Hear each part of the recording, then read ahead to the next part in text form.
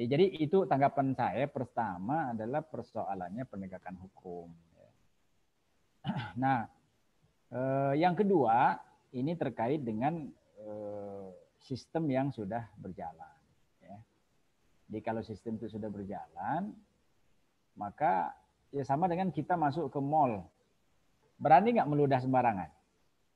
Meludah terus buang sampah, ya kan? Pakai sepatu yang belepotan lumpur. Berani nggak kita di mall masuk pakai sepatu belepotan lumpur, meludah sembarangan, buang sampah sembarangan? Nggak akan berani kan? Ya. Nah, ini berarti terkait dengan sistem.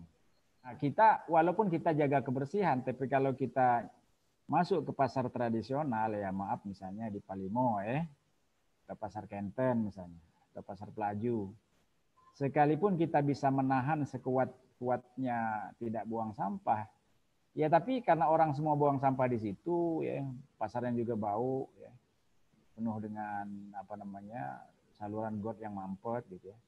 Orang yang tabiatnya bagus juga jadi buruk, ya. Itu persoalannya, ya.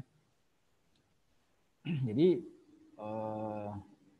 selain penegakan aturan tadi, sistemnya terjaga, sistemik. Jadi ada peraturan yang ditegakkan, lalu ada celah orang untuk apa namanya itu, artinya kalau dia melanggar malulah gitu ya. Jadi itu persoalan kedua, ya, gitu. Ya. Nah yang ketiga ya adalah berkaitan dengan kesadaran. Jadi kesadaran pribadi masing-masing. Nah, kesadaran pribadi ini tadi ya bagian dari ketakwaan masyarakat dan juga penegakan aturan yang tegas. Oke, jadi penegakan aturannya kuat, kemudian kesadaran kolektifnya ada, lalu kesadaran pribadi masing-masing. Eropa tentu sudah mengalami kemajuan ya setelah mereka dulu mereka justru belajar dari Islam. Ada pelajaran yang namanya ada pelajaran sejarah yang ada nama fasenya orang Amerika dan orang Eropa itu ya, the Dark of Age, abad kegelapan. Ya, itu ya mereka di sana mereka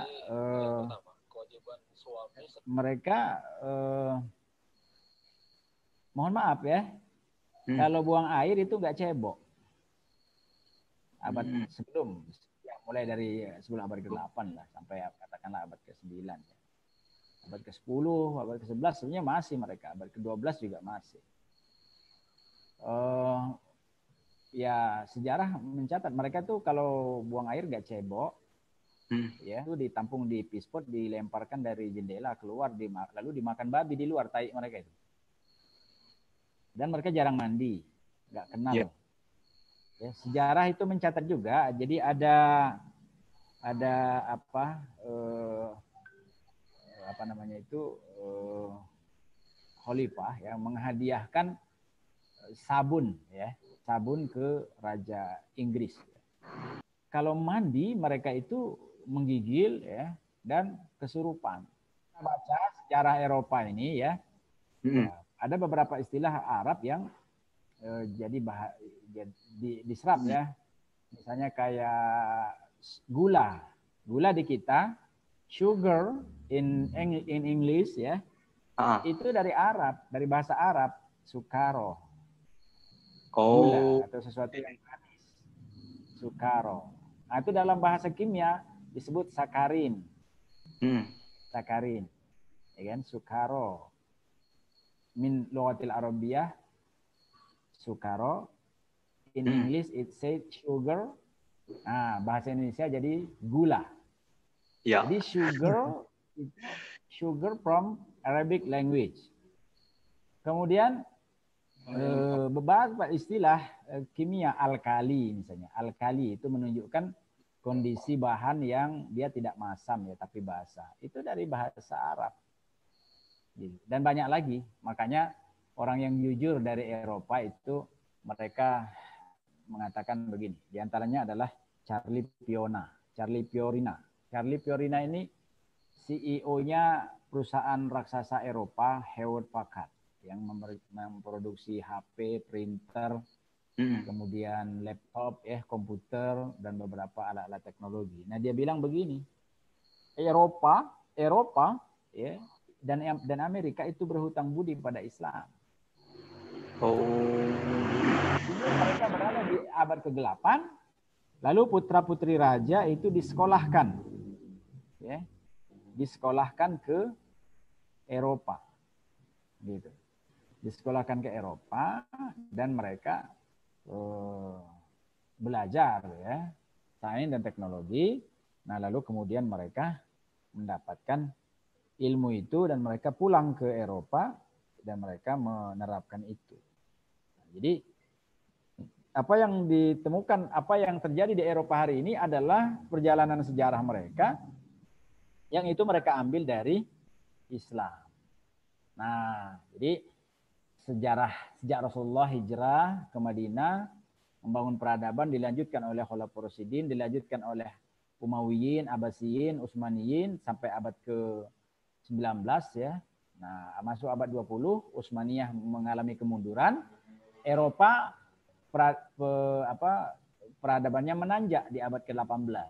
Jadi kaum muslimin mundur di abad ke-18 itu, Eropa naik, menanjak. Nah, hingga hari ini, ya, jadi mereka, Eropa itu atau Amerika itu sedang berada di puncak peradabannya. Sedangkan kaum muslimin berada di lembah peradaban. Nah, ya. Barangkali apa yang kita lihat hari ini seperti orang Eropa melihat Islam pada masa abad pertengahan. Yang mereka belajar ilmu kimia, belajar matematika, belajar macam-macam, gitu.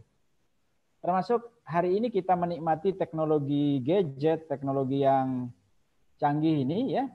Ini adalah berkat penemuan dari ilmuwan muslim, gitu. Ilmuwan muslim yakni Al-Khwarizmi. Ya, Al-Khwarizmi, orang Eropa menyebutnya algoritma. Algoritma. Algoritma itu adalah cabang dari ilmu matematik. Nah, jadi hari ini Eropa berada di puncak, ya, di puncak peradabannya, ya. Nah, sedangkan kaum muslimin berada di lembah peradaban. Jadi itu, sedangkan Eropa itu mengambil dari kaum muslimin pada masa lalu. Jadi kalau tadi dikatakan apakah kaum muslimin hari ini tidak mengamalkan ajaran Islamnya? Iya. Gitu kan? Baik dalam urusan pribadi, urusan bermasyarakat, juga urusan bernegara. Kaum muslimin tidak melaksanakan ajarannya. Nah, sedangkan Eropa itu menjalankan sebagian dari ajaran Islam, tapi bukan seluruhnya. Makanya kalau saya sih kurang sepakat dengan istilah orang Eropa, Amerika atau Australia lebih Islami dari orang Islam. Saya tidak setuju dengan istilah itu. Karena Islami itu harus berlandaskan keimanan dan pelaksanaan syariat Islam. Ya. Itulah disebut Islami. Kalau tidak, yang enggak, itu hanya nilai-nilai material saja, kebersihan, ya kan? Hanya sebatas itu saja. Tidak berupa nilai-nilai yang benar. Nah, sekarang terbukti, ya, dengan dengan COVID-19 ini, Eropa pun ternyata tidak mampu menghadapinya. Karena ternyata gaya hidup mereka ya tidak bersih sebenarnya. Ya kan? Gitu. Ya, mereka tidak terbiasa hidup sehat. Nah, oke, jadi pertama kondisinya adalah mereka, ya, ada kesadaran individu, ada kesadaran bersama kolektifnya, dan peraturannya tegas. Dan ini dibangun oleh mereka sejak abad ke-19, abad ke-18 ke-19. Sedangkan kaum muslimin, ya, sejak abad ke-7 Rasulullah sampai abad ke-17, jadi itu puncak kejayaannya 10 abad, ya. Nah itu menjadi mercusuar dunia. Eropa pun belajar dari Islam. Tetapi setelah kaum muslimin meninggalkan penerapan Islam dalam segala aspek kehidupan, nah lalu mereka kehilangan